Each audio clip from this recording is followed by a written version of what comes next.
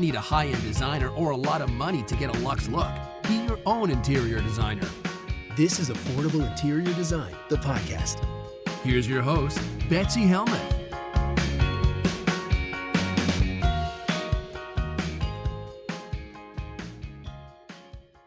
Hi, everybody. I am so excited to be joined today by a special guest. It's always exciting when I have a guest, so it's not just me alone in my storefront talking to myself. Today, I am joined by Jenny Rosenstratch. She is not only an amazing chef, an author, and New York Times bestseller several times over, she's also my neighbor. Welcome, Jenny. Hi, Betsy. Thanks for having me. Yes. Well, thanks for coming on. You know, when I saw you had a new book, first of all, I've been looking for an excuse to talk to you. I could just come knock, right? You could. It would be that easy. Yeah. But I find it's just so much easier to ask people to be on my podcast when I want to get to know them more. I like that idea. It works it's a win-win. I get to see you and we get to talk about work. Yeah. And I don't even think you recognize me. You always see me walking up and down the street in my onesie with my dog. But believe it or not, I wear real clothes. I recognize you. You look great. Oh, thanks. Thanks. Right back at you. Well, for those people who don't live next door to you, please tell us a little bit more about yourself. Okay. Well, first, I want to just take issue with one thing you said already, which is calling me a chef, because I am 100% not a chef. This is a very important distinction. I am a very good home cook. I think when people hear the word chef, they get certain associations with like fancy sauces and fancy equipment in terms of kitchen gear and kitchen strategies. And I just want to immediately say that I am a home cook. And all of my books, beginning with Dinner, a Love Story, which is about family dinner, how to get it on the table without losing your mind. All of my books have dealt with how the home cook gets dinner on the table for the most part. And it's evolved over the years. It began as a blog called Dinner, a Love Story, but the mission has stayed the same. How do we get dinner on the table? And if we're lucky, a delicious dinner on the table, but often it's just dinner. And if it's takeout, it's fine. And, you know, when I started, my kids were little, 6 and 8, and now they're both in college. So the dinner table has been, has evolved and been redefined several times. But I'm still doing it. I think of dinner now. I'm sure a lot of parents of toddlers will laugh at this, but now I think of dinner as sort of this little gift that I give myself every day at the end of the day. So that's where I am right now. If we want to get into the technical biography of me, I am freelance writer. I write a food column for Cup of Joe, the lifestyle website. I write my blog and Substack newsletter, Dinner, a Love Story. And I've done this for about 10 years now. And I'm the author of, most recently, The Weekday Vegetarians, which is a book about how we dialed back on meat in our house without giving it up entirely. I hope that's a little long, but I hope that works. Well, I love what you said, even though I can't feel it yet. But this is my new aspiration now, where dinner would feel like a gift I give to myself at the end of the day. Yeah. Because it feels like something I need to get through with minimal tears. Yeah. And that means tears from my children and my husband. And you too, I'm sure. Right? Oh, no, I do box meals. Right. Well, I don't know. There must be multiple levels. Like there's chef, obviously, which you explained to me. Then there's home cook. And then there's box meal dependent. Mm-hmm. And then that's a home cook. If you're cooking food, dependent. If you're cooking food at home in the microwave, out of the freezer, from your box, you're a home cook. That's there's one level. It's chef, and then there's one level with the rest of us. So okay, chef. That's and what I think. But yeah, I mean, it helps. I realize as I say that the whole gift concept is like, you have to start out with a certain amount of enthusiasm for cooking in the first place there, and with eating too, and some people just won't ever be there. I've kind of devoted the last decade of my life to trying to help people come on over to that side. And sometimes that works, but sometimes people just, they'd rather be in the garden, or they'd rather be reading a book, or, just hanging out with their friends, and, or they have work until, they have commitments just pulling at them from all ends, and that just can't happen. And, that's that's there's obviously zero judgment in that. So but yeah, I do feel like if you do like to cook, I just run into so many parents who are like, I really love to cook, but like, and I used to love to like sit down to dinner, but just with the kids have thrown everything off and I just don't know what to make that everyone's happy about. And I like certain foods and they don't like others. And I only have 30 minutes to do it all. And it just becomes this total source of stress whereas at one point, like before kids, or maybe in a different phase with kids, it wasn't so much. And so it's just like, I like to like sort of help that kind of person, right the ship a little bit. Well, I definitely feel that way. Like when the box meal doesn't arrive, that's me. Because I'll do what people tell me to do, but you have to give me all the stuff. Just tell me it will make my kids happy. Tell me, I'll have 30 minutes to do it and I will do whatever it takes. And I've actually found a lot of joy in that. I moved from Brooklyn. We were a takeout family. My kids ate out of jars. They were kids, babies. Yeah. But when we moved here, they stopped eating out of jars and I had to feed them and we didn't have good takeout options, or we had limited takeout options, like that way. Yeah. So I had to become a home cook and I have found so much joy. And I think the reason I found joy is because I have some of the right tools. I have a few core recipes. Yep. And I don't care what my family says anymore. Well, then you're in a good place. That's good. Tune it out, have a glass of wine, listen to a podcast, make a meal, put on the table and say, shut up. I want to know what are your like default dinners? Like when you say you have like your meals, like tell me what those are. I'm always curious. We have, so when the box meals come, my family and by box meals, you mean like Marley Spoon and those kinds of things? Which one do you use? I like Marley Spoon and Green Chef. Okay. Good because they get a little old after a while. I've tried them all. Yeah, I'm sure. All plated. I've seen the boxes on your recycling curb. I'm dependent. Like if I don't get 3 meals a week from those box meals, I kind of revert back. But I think the thing is that, after we eat the meals, my kids rate them and we have a book of yay-yays. So we put them in the book of yay-yays and then that becomes my cookbook. But I think that cookbooks are so critical and having those key meals that you can always go to that are going to be a success, especially if you're having like another couple over with their kids. I mean, then it gets real. Yeah. But, I have this other slant that really connected me with your new book because I used to be a vegetarian. So I used to be a vegetarian for 12 years and vegan for 4. And I found a lot of challenges. And so I'm wondering how your book tackles a couple of these. Are you? Yeah. Why, can you explain to me, before I answer your questions, why you were a vegetarian / vegan and then why you're no longer one? Yes. So I was a vegetarian starting when I was 12 and I was super into animal rights. I really felt like, I still feel the same way. I still have the same convictions, but somehow it's easier to have convictions when you're younger. That may sound weird, but a lot of my convictions have become diluted as I get older and as I have new challenges in my way. But I'm from Missouri and we were a meat and potatoes family. Yeah. My mom did not know what to do with me. She did not feed me. She's like, you're on your own now. I'm making, turkey necks and ham hocks and you get on board or you eat whatever. So what did you do? Did you make yourself pasta? I did not eat well. Yeah. And then in college, because I think as a vegetarian, if you don't love vegetables or you don't have the time or energy to treat them right, you get in a food rut. Yeah. That's a lot of carbs and a lot of fruit and a lot of raw vegetables that you don't actually enjoy. You just need something different. Right. So how do you get out of that rut?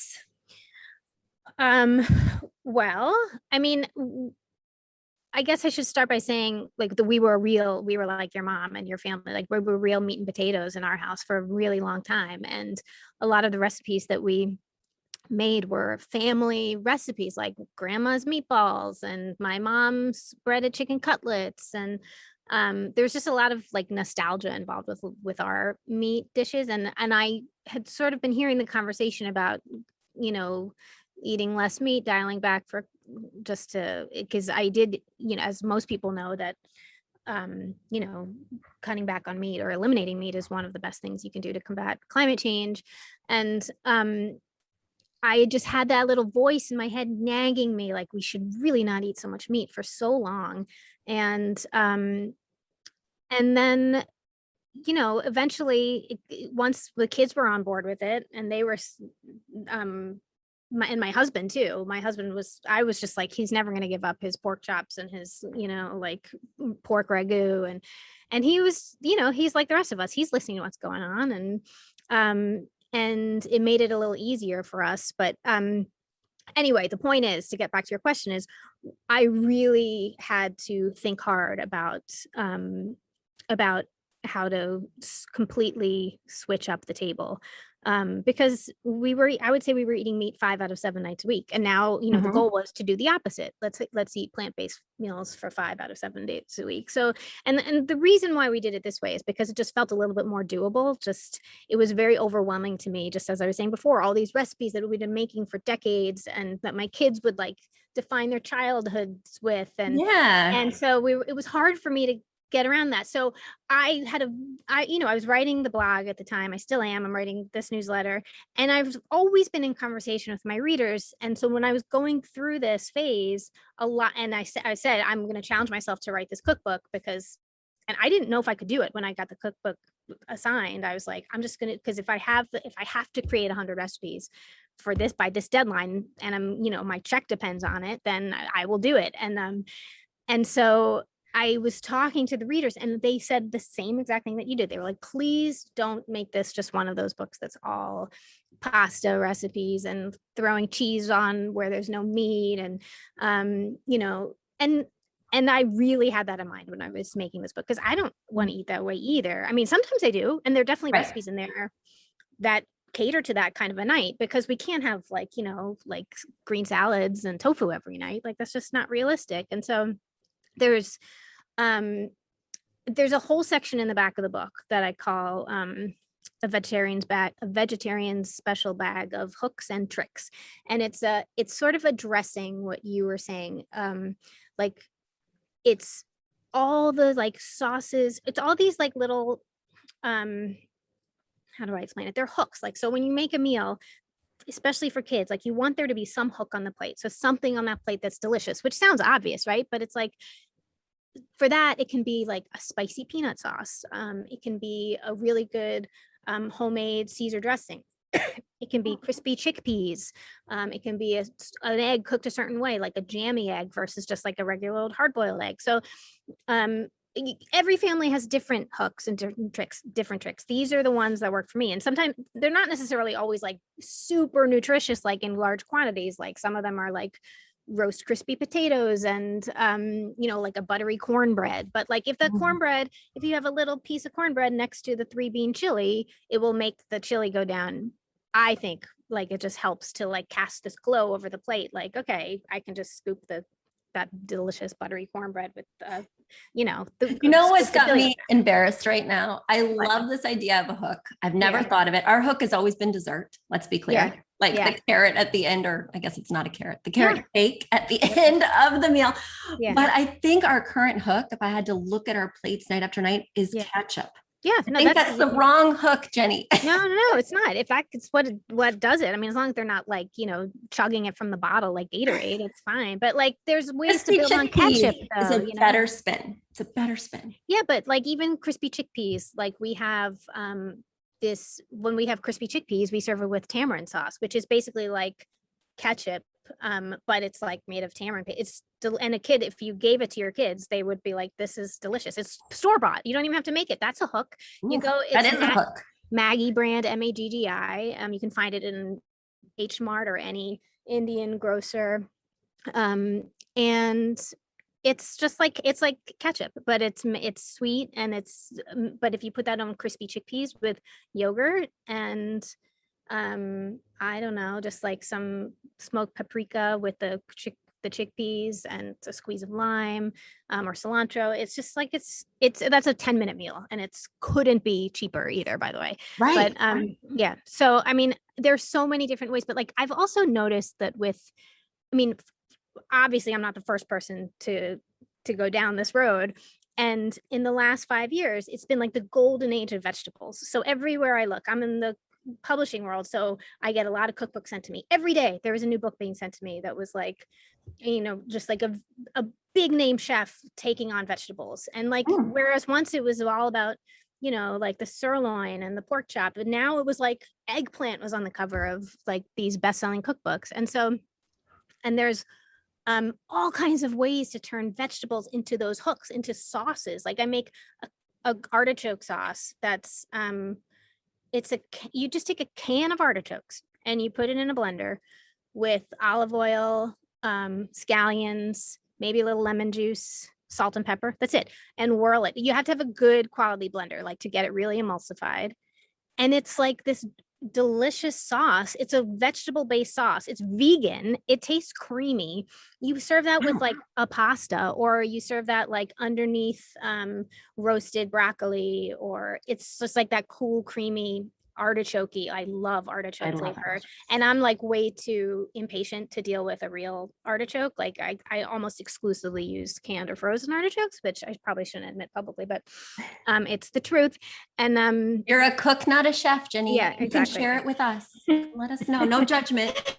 I cook out of a box. Let's be clear. But there's like all kind, but this yeah, no, but the point is like this whole world opened up to me once I opened that door of like how to use things that you like. I would have never looked at a can of artichokes and saw that as like the key to bringing together dinner in a delicious way, like ever. And so how did you come up with that? Like I wouldn't either. And I wouldn't even think to put it on pasta or under like a vegetable. Because there's a book, one of the books that was very influential for like during this research period. I can list all of them for you, but one of them was by Amy Chaplin, who it's called, I want to say it's called like Whole Food Cooking Every Day. I might be wrong about that, but I will, hopefully in your show notes, you can make sure that there's a correct title, but it's Amy Chaplin. It's her second book. She's an amazing,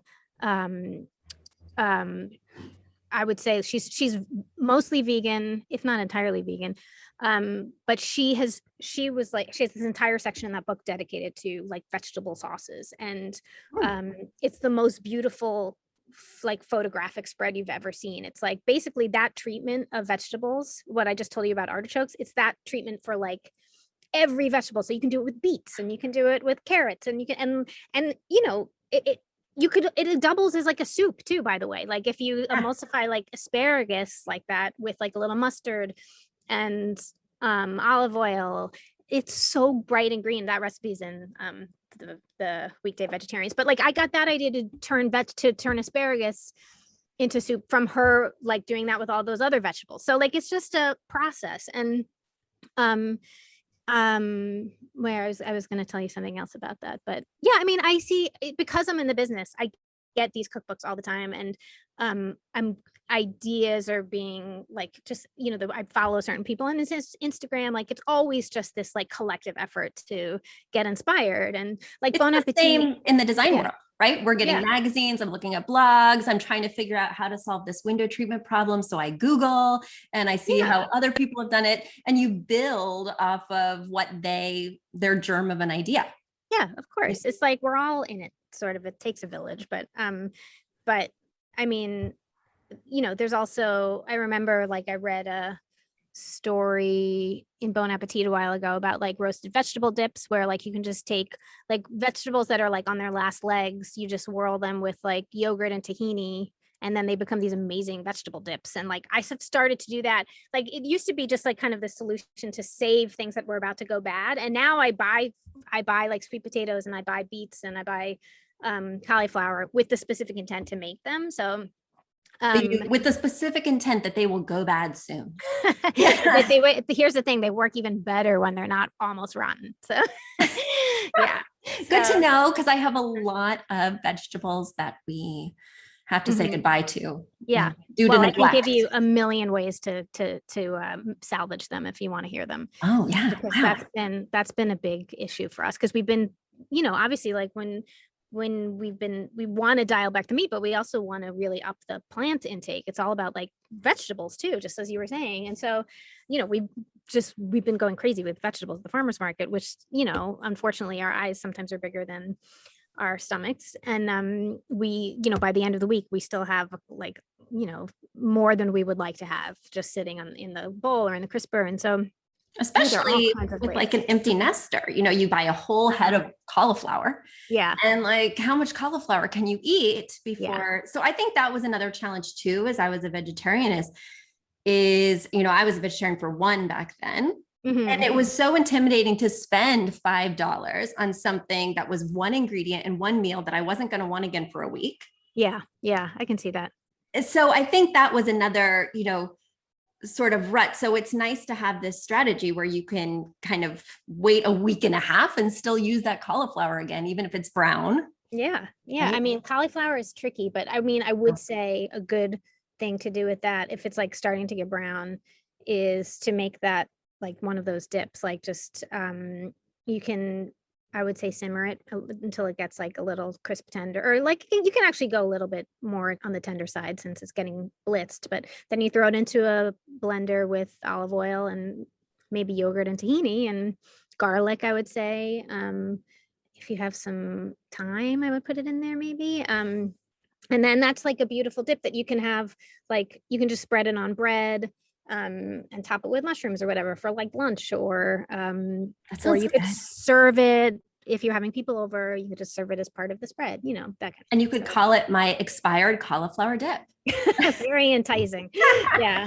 Well, speaking of the blender, that brings me to another question, because I feel like the joy of cooking for me only came when I had good knives. Like I have my special green knife, and if it's not clean, I don't have a good time cooking. Like that's just the bottom line. I have two pans that I love, and if they're not clean, I do not enjoy making dinner. So you mentioned this really good blender. I have such a bad blender. What blender should I have? Well, everyone will tell you the answer to that is a Vitamix. Vitamix makes really nice blenders, but the problem is they're very expensive. And we got one in our house for one of our 40th birthdays. I can't remember. I think I gave it to my husband, but we'd always wanted it because we'd heard this lore about the Vitamix, and it's great. But I have to say, I used just recently an Instant Pot blender, like the actual brand is Instant Pot. I don't know how much it costs, but I can't imagine it's as expensive as a Vitamix. And I liked it more than my Vitamix. So it was just more solid. It was very powerful. My Vitamix, I'm not complaining about it. It's great, but but I'm not convinced, and I had to do the research on this, but I'm not convinced that you have to spend that much money to get a decent blender. But it is crucial to a lot of this cooking, because like you want your vegetables to be like super emulsified and velvety. And I think you can't really do that if you have a, like a JV level one. So yeah, I have it's worth an investment. What do you have? Oh, I don't even know. I got it on Overstock for less than $100. Well, it might, I mean, it doesn't even make a pina colada. Oh yeah, that's bad. Well, yeah, I would say look into that. I'm going to look into it too. I'm going to look into that. Yeah. Okay. And what about the Instapot? You see a lot of that on Facebook with the recipes. I mean, maybe a year or two ago it was super hot. What do you think about Instapot? I'm the wrong one to ask, because I'm not a gear person. I just I resist these things. I just don't like clutter. I do have an Instant Pot though, because my friend Robin told me if you want to be a vegetarian, you have to get on board with really good beans. And if you want to get on board with really good beans, then that means you have to do the whole soaking overnight thing, which most of us don't have time, or we don't really think to do it ahead of time. So she said an Instant Pot, even if you only use it for getting beans, like just the pressure cooked to the point of being able to use them, it takes 25 minutes. She said, even if that's the only thing you use it for, you will appreciate it. And she's totally right. I mean, these days, like this was before the pandemic, so I wasn't home all day before, but now I'm home all day. So like, I just prefer to do the whole soaking beans thing, because I'm there and I remember to do it in the morning. But like before, when I would leave the house, I'd go to work, And then I'd be like, oh, what's for dinner later? And I didn't have to worry like that. I didn't soak, if I wanted beans, like I could have the good, like nice heirloom quality beans, and I could put them in the Instant Pot for like 20 to 25 minutes and they would be ready to go, for whatever purpose I needed.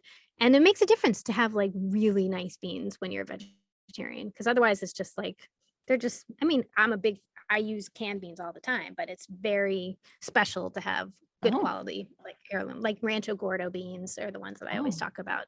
They're great. And like, here's the thing with beans is like, these are the nicest beans you can buy, and a bag of them is like $5, And so like, that's pretty amazing, and That is amazing. yeah. So it feeds like that I can't remember how many ounces the bag is, but they're all about the same.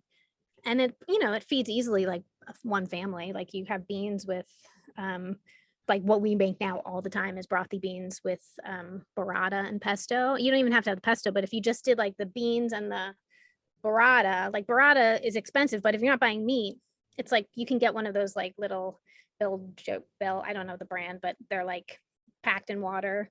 It's blue, green, and red. I'll get it to you for your show notes, but that's like $5.99. And then you have your beans that are $5. So that's like $11 for like, and a crusty bread maybe. So, and even, you don't even have to do the burrata. Like the beans are delicious on their own with like maybe a little parm. I mean, that's expensive, but anyway, yeah, beans, like it's such a crucial piece of the equation when you're going vegetarian, especially if you're going vegetarian for cost reasons. And so, yeah, I think just to get back to your first question about the Instant Pot, that's worth an investment, I think. Well, I just bought one, full disclosure. Okay. I just bought the Harry Potter Instapot from Williams-Sonoma. I don't even know what that is. Because it matches the color of my kitchen decor. Speaking of, what do you think? And I just got my first Le Creuset because I had a gift certificate. And I don't like that the handle gets hot. Like, what do you think about Le Creuset? Because it's the gold standard. I feel super fancy that I own one now. Which one do you have? Like the little Dutch oven. Like 5 quarts or so, or like, what is it? Like the size of my head. Okay.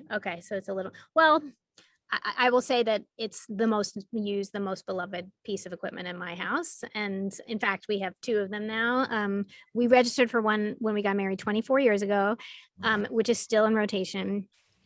This is the Dutch oven one, which is like we have a 5 3/4 pot, and then we have a 7 3/4 one now, because we just found that the 5 3/4 wasn't big enough for like, if you're having they're so good when you're entertaining, because you can make big pots of things. And so the 5 3/4 was good for like the family of 4, but so many of the meals that we make when we're entertaining are those kinds of Dutch oven meals. So we finally invested in a bigger one. I also, by the way, have my mom's Le Creuset. The smaller one sounds like the one that you have. It's the oval one the thing must be 60 years old and it's still 100% usable. So if the handles get hot, I mean, I don't know, the top doesn't ever get hot. It has the little rubber, the silicone top, right? The little black top. No, mine has a metal top. That's what I'm talking about. It gets hot. Really? That's so weird. The ones that I have, I don't know, maybe there's a different level. Maybe there's a thing I can put on top. Anyway, we won't get into it. No, but I want to get into it because right. Because that is like, I would say like, someone actually asked me once, like, if your house was on fire, what would you save? And that was one of the things. Like, I love them. So I use it doesn't ever get stored. It lives on my kitchen stove. I'd make everything in it. And I love it. And I think that is 100% worth the investment. That's what I say. But okay, we'll have to have a real like sit down about that, because I can help you. But I mean, you can obviously get like an oven mitt and work on the. That's what I've been doing, but I am lazy. I'm like several steps below you. We already have established that, and so I'm super lazy. And my favorite pots don't get hot. Yeah. So I'm used to just grabbing and going. Right. But maybe there's like a little hat I can put on or something. We'll talk. We'll talk. But also, one other challenge, and I just want your opinion on this, feel free to judge, is that when I was a vegetarian, I was always seeking things that tasted like meat, like tempeh, like preparing tofu in a way that tasted like meat, like the fake bacon. Yeah. What do you think about the fake meats? Well, this book is devoted to sort of the opposite of that. Nothing is trying to pretend to be anything else, with the exception of the veggie burger, because that was sort of came about because when I was writing this book, Impossible Burgers and Beyond Meat and all those like plant-based burgers, the new refrigerated ones, were becoming like very talked about and trendy. And we were kind of curious about it too, just because we were starting on this vegetarian thing. And so we had a lot of them. And in fact, like one of the websites that I work for, Cup of Joe, like we decided we wanted to do a plant-based burger test, like a taste test. And I bought like 10 different brands. I wasn't going to do the taste test. It was going to be this woman, Cara Nicoletti, who's a butcher, and who does this whole line of like vegetable-based sausages. Anyway, she was supposed to, I did all the shopping for her, and we were going to do this taste test. And then that was March 12th, 2020. And then March 13th, of course, is when the whole world shut down. So I had, for all of pandemic, I had all of these burgers in my freezer that I didn't want to throw away, obviously. So we had to like cook through them. And they were, I think I just really, by the end, I was like, they taste like processed meat. And to me, that is the exact opposite of why I'm doing this whole thing. I want to eat better. I want to eat simpler. I want to eat vegetables. I don't want to eat things that are pretending to be vegetables. And so I set about developing like a really good veggie burger, and it took a while, but I nailed it. And it's my favorite recipe in the book by far. And it's, I have a link to it on my Instagram. Like it's The Kitchen published it, so it's actually out there.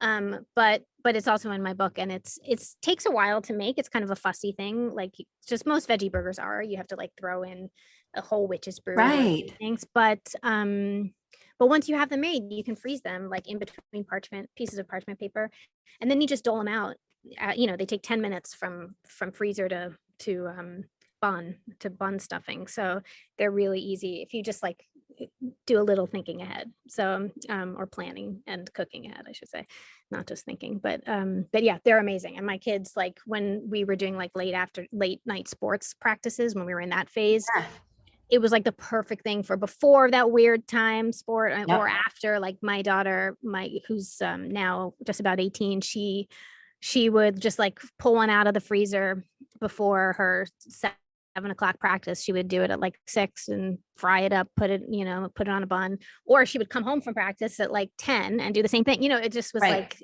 and it was on her, and it was so easy for her to just own it, which made my life easy. So anyway, and it's not so heavy, so yeah. Well, last question, since, we're an interior design podcast. Yeah. When I'm shopping for dishware, like plates, bowls, I love patterns and colors. Like I'm kind of obsessed with patterns and colors, but it turns into a hot mess in the cupboard. Like none of it ever matches, and some of it breaks, and then I have to buy something new. When I was looking through your cookbook, it's like a lot of white. A lot of white. And that's what I hear, because I watch food TV, that they like the white because it shows off the food. Yeah. But as a designer, I just want more colors and patterns, just more. So what do you think? What's your feeling on dishware, things like that? Tableware? I mean, I love color too, and my house is filled with color, but what you say is correct. Food looks better on white plates, and the color for me comes from the food. So, those white dishes that you see in my cookbook and on my blog, they're all, I just like, I think that's my tag sale buy. I have so many like oval platters, round platters, modern, china. Like I just love different shapes of white platters, and I find that they work together so beautifully, like when you're having people over and just like a regular Tuesday night dinner with my husband. It just makes everything just feel very clean, and that leaves like the table decor, like it frees you up for someone. It's like buying a neutral, like I would imagine you buy a neutral couch, and then you can have fun with the accessories, you know what I mean? So you're not like you're not just like beholden to this like bright orange couch or whatever. So like when you have white plates, then you can just like have fun with the flowers. And if you have flowers, I mean,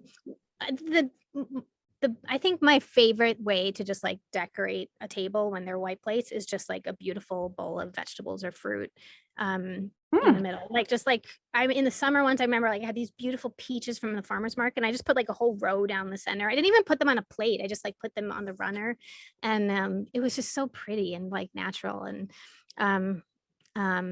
and not, it just felt pretty. And so, yeah, I think color for me, I'm totally in favor of color. I just, for my plates, I'm very married to the white thing, or like oatmeal, or just like this natural kind of clay hand spun kind of vibe, that feels like it's just like someone made it for you, like at the local ceramicist or whatever. So it's like the dirt foundation for your vegetable offering.